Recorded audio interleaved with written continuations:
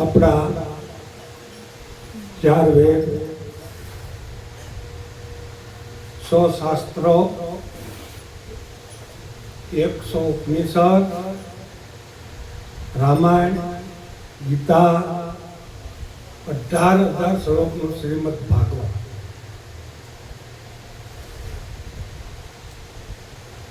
દીક્ષિત રાજાને સમજાવતા સુખદેવજી મહારાજ કહે,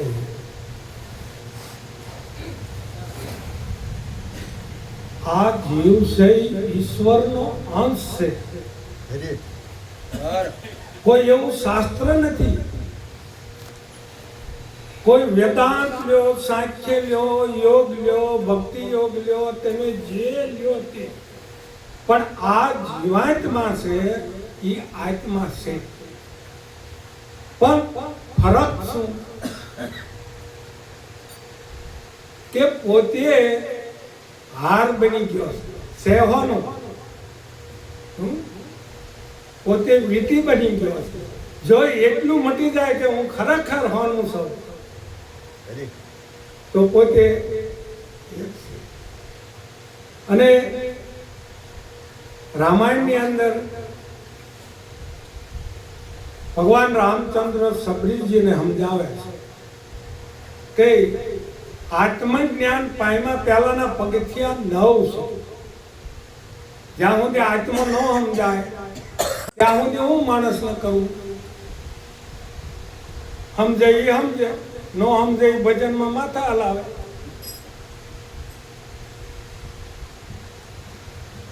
ભગવાન રામચંદ્રજી ભગવાન એમ કહે છે કે હે સબરી, પ્રથમ તમારે ભક્તિના ગણેશ માનવા હોય, ભક્તિ કરવી હોય, ભક્તિ યોગને પામવું હોય, જ્ઞાન યોગને પામવું હોય, કર્મ યોગને પામવું હોય તો પ્રથમ ભગતિ સંતન કર સંજા.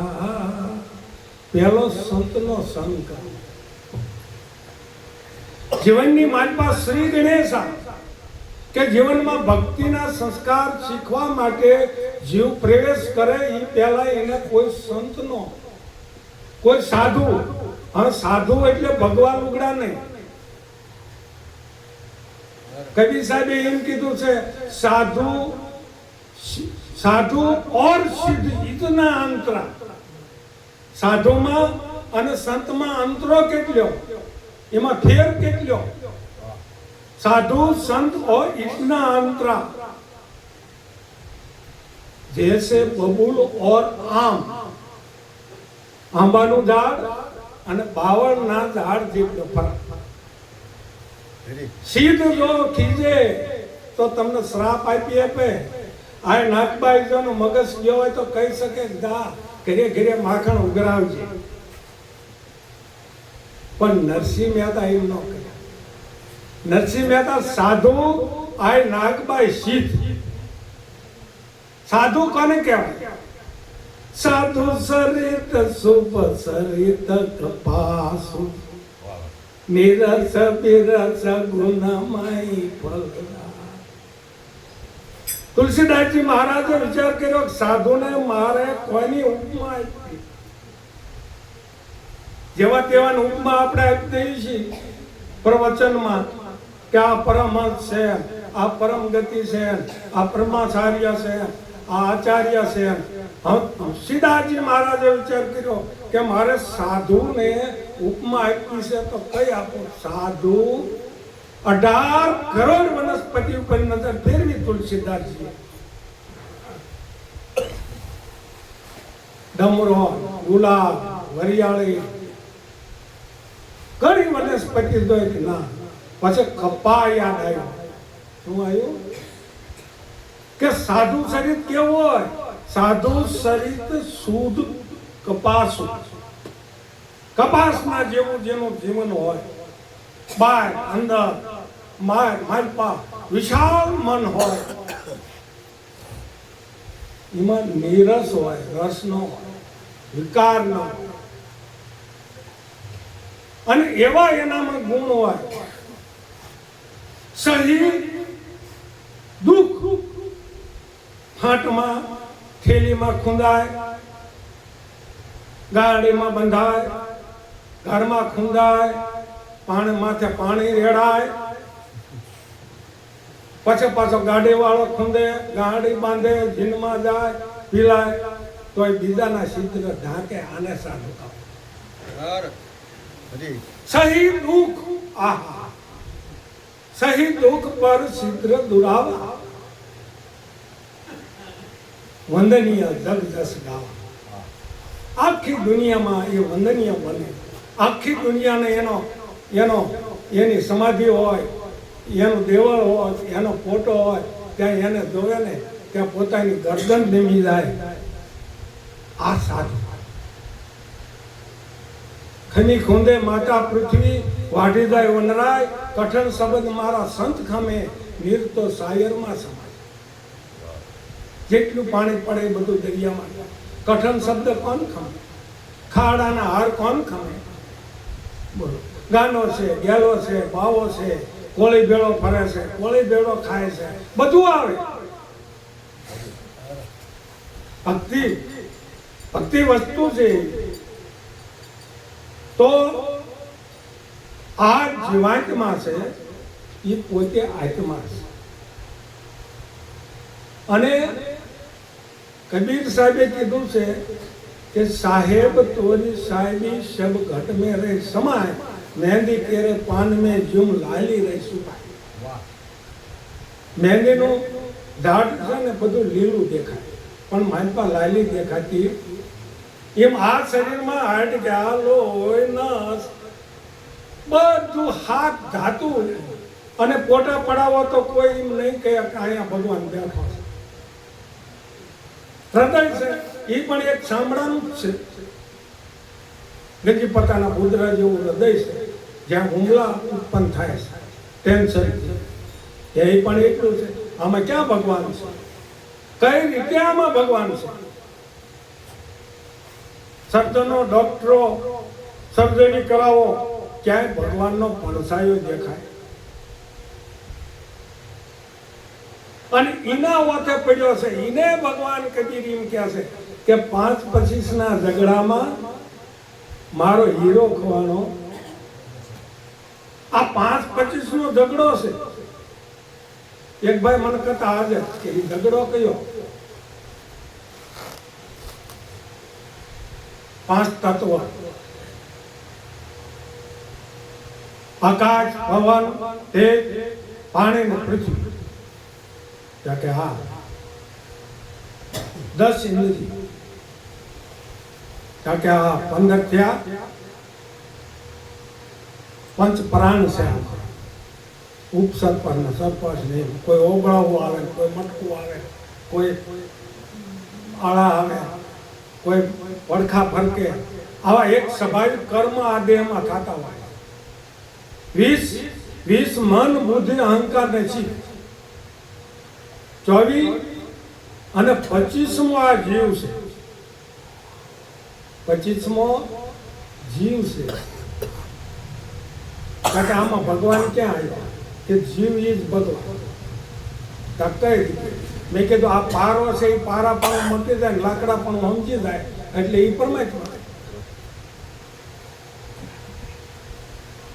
વીટી પોતે વંટોળિયો એમ કે હું વંટોળિયો છું, હું પવન છું.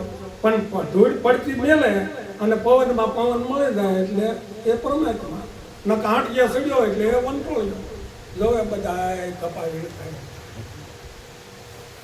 વંટોળિયા તું મેલ આંટી તો પવનમાં પવન. આ જીવ છે. જીવમાંથી શિવ બન્યું. જીવમાંથી હંમેશા શિવ બન્યું. અને શિવનો અર્થ છે કયા? શંકર ભગવાનને, પાર્વતી, એમના દીકરા. એ શિવ નહીં. શિવનું નામ છે બીજું કલ્યાણ. આ જીવનું કલ્યાણ ક્યારે થાય? આ જીવમાંથી શિવ બનાવો, અજા ફિટિંગ સિંહ કરવો. પણ હકીકતમાં એ સિંહનું બસવું હોય તો જ થાય. બકરા ભેળો સપતો, બકરાનો સંઘ હતો, એમાં 25 ઝઘડાનો સંઘ હતો. એટલે જીવ કે હું છું. બોકરો બકરા ભાગે તે ભાગે, બકરા બે કરે, મેં કરે, તો ઈ કે મારું તારું હું તું આજી. ઓલો પછી પહેલો બીજો હાવજ આવ્યો સદગુરુ સ્વરૂપ પહેલે અહીંયા આવ્યો તું કોણ છો? મને ખબર નહીં કે તું સિંહ છો. અરે ભાઈ હું તો બોકરો છું, બકરો છું, અને તમે મને સિંહ કહો છો? અહીં ભગવાન ગીરી ગયો છે, હાલી નહીં ગયા, નહીં શરમાતા હોય, કાણા નહીં કરતા કે ભગવાન આમાં છે. પણ હરિવ્યાપક રામાયણ કહે છે, હરિવ્યાપક સર્વત્ર સમાન, બધે હરખો છે. પણ એટલો બધો નિર્દોષ છે, એટલો બધો અસંગ છે. આપણા શ્રીમદ રાજચંદ્ર કહે છે, હું પણ હું દરબાર એ જીવ, હું રાવે, હું વડાપ્રધાન, હું કાઠી, હું કોળી, હું રાવે, હું પ્લેન ચલાવું છું, હું આટલું ભણેલો, મારે આટલી જમી, આવ હું કરે એનું નામ જ અજ્ઞાન. અને નરસિંહ મહેતા કે સકટનો ભાર સ્વાન તાણે ગાડું ખેડું લઈને જાતો હોય ને એક કૂતરું હાલ્યું જાય કે આ ભરોટો હું લઈ લાવું, આ બધું હું આપું છું, તમારા લગ્ન હું હતો એટલે સુધરે, નકર ન સુધરે, પણ હું બગડ્યા. એટલે હું છે પછી આવે છે હું શું કહે છે? હું શું? હું છે પણ શું સૌ ઈ શું? એવું પરમ તત્વ આમાં પડેલું છે. શાસ્ત્રો, રામાયણ, ગીતા, ભાગવત, મીરાબાઈ કે પણ કે આત્માને ઓળખ્યા હોય ત્યાં 184 ના ફેરાની ત્રણ શબ્દ ઓળખાય તો આત્મા ઓળખાય. મારા પાસે 3 મંત્ર હોય, હું શરીર નથી. આપણું આ હું સૌ ને, મારું શરીર 10,000 કરોડ શેટું છે. શરીરને મારે લેવા દેવા નથી. તમે સાંભળ્યું છે પુરુષોત્તમ દાસની વાણી આવે છે, સાને કરો છો વિલાપ, કયા રાણે સાને કરો તો વિલાપ, કે તારન મારે હવે કાંઈ નહીં. બોલ અહીં મૂકે બીજું જાય તો શું જાય છે? કેવું તત્વ છે? હું તો અસંગ છું, આપણે કોઈનો સંગ નથી. મને કોઈ લોપી ન હકે, મને કોઈ શસ્ત્રો છેદી ન હકે, પાણી પલાળી ન હકે. ગીતા 15 હાથ શ્લોક વાંચજો. માં મે હંસો જીવ લોકે, 15 હાથ નંબર 15મો અધ્યાય 7મો શ્લોક વાંચજો કે આ જીવ પરમાત્માનો અંશ છે. ઈશ્વર અંશ જીવ અવિનાશી, ચેતન વિમલ સહજ સુખ રાશી. કહેવાનો મતલબ સંતનો સંગ કરો. તો કે બીજું હું કરું? જે આગળ સંતો થયા ને એના ચરિત્રોને ઊંટવા કે ભાઈ નરસિંહ મહેતાને ભગવાન કેમ મળ્યા, પાંડવોને કેમ મળ્યા, ગંગા સતીને કેમ મળ્યા, મીરાબાઈને કેમ મળ્યા, જીવણદાસને કેમ મળ્યા, સવારામ બાપાને કેમ મળ્યા, જબુબાઈને કેમ મળ્યા.